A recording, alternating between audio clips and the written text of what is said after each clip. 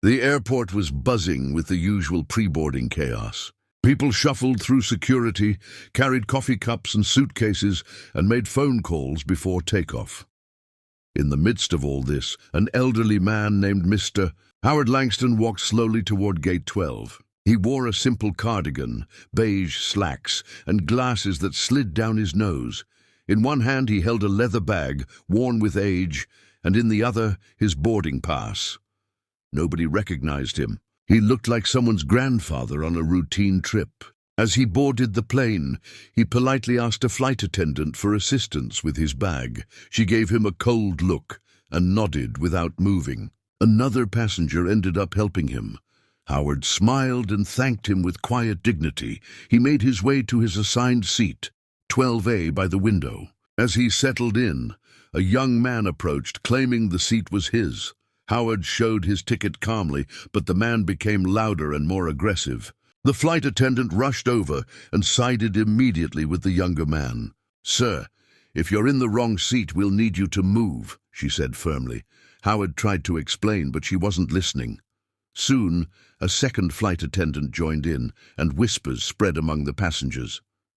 Security was called before Howard could say more.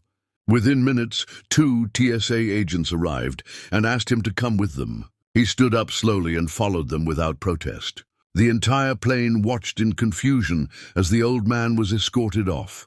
A few passengers mumbled in protest, but no one stood up. The gate agent handed him his bag and told him he wouldn't be allowed to fly today due to non-compliance. Howard said nothing.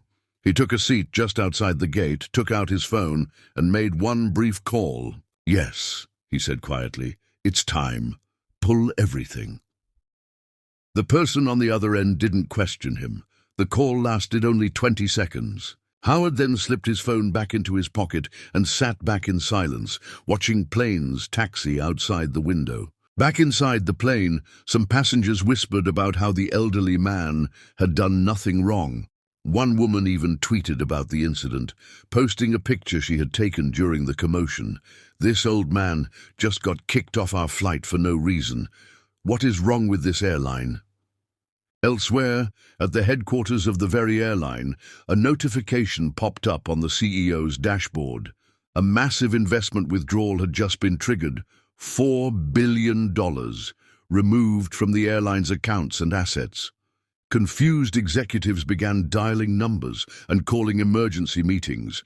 The name attached to the transaction: Howard Langston. What no one had realized, not the crew, not the gate agents, not even the flight attendants, was that the old man they had just humiliated was the founding investor and silent partner behind their airline's largest funding group. He had deliberately kept a low profile, choosing to travel anonymously, and today they had treated him like he didn't matter. That mistake was about to cost them more than they could imagine. Panic erupted at the airline's corporate headquarters. Emergency meetings were called. Phones rang non-stop. The CFO stormed into the boardroom, his face pale as paper. "We just lost $4 billion, he announced, his voice shaking. "The entire funding stream behind our expansion plan has been pulled in one move. The name on the withdrawal? Howard Langston." The CEO dropped his pen. "Howard Langston? That's impossible. He hasn't been active in years." "He's active now," the CFO replied grimly, "and he's furious." Back at the airport, a luxury black SUV pulled up to the curb. 2 sharply dressed assistants stepped out and walked straight to Howard, who was still sitting calmly near the gate. "Mr. Langston, your jet is ready," one of them said. "We apologize for the delay." Passengers and crew from the earlier flight stared as Howard stood and was respectfully escorted out. Some recognized him now, their jaws dropping. A woman who had tweeted about the incident stood frozen in place, realizing the man she'd defended was far more powerful than she had guessed. In the following hours, news spread like wildfire. Social media exploded with posts about the elderly man kicked off a flight who turned out to be a billionaire. One headline read, "Airline mistreats elderly man, loses $4 billion in retaliation." Public backlash was instant and fierce. The airline's stock price began to nosedive. At corporate headquarters, the CEO tried desperately to contact Howard. He called, texted, emailed, no response. Finally, he received a short message. "Respect is earned in every seat. You failed. HL." Meanwhile, Howard's team held a press conference. Standing at a podium, his assistant read a statement. "Mr. Howard Langston believes that dignity and decency are the cornerstones of any service-based business.